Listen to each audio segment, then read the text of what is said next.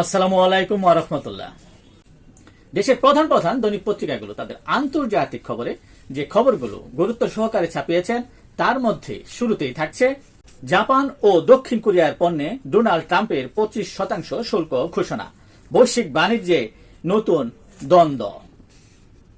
ইয়েমেনে 3টি বন্দর ও বিদ্যুৎ কেন্দ্রে ইসরায়েলি হামলা, পাল্টা হামলা ইয়েমেনের।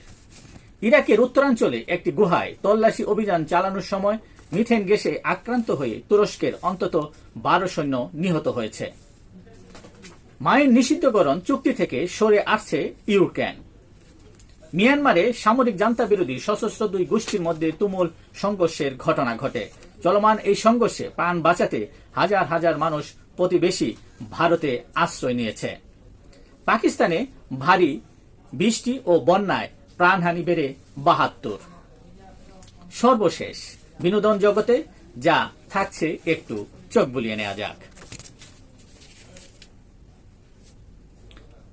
এই ছিল দেশের প্রধান প্রধান দৈনিক পত্রিকার শিরোনামে স্থান করে নেওয়া গুরুত্বপূর্ণ খবর, যা নিয়ে এতক্ষণ আপনাদের মাঝে উপস্থিত ছিলাম।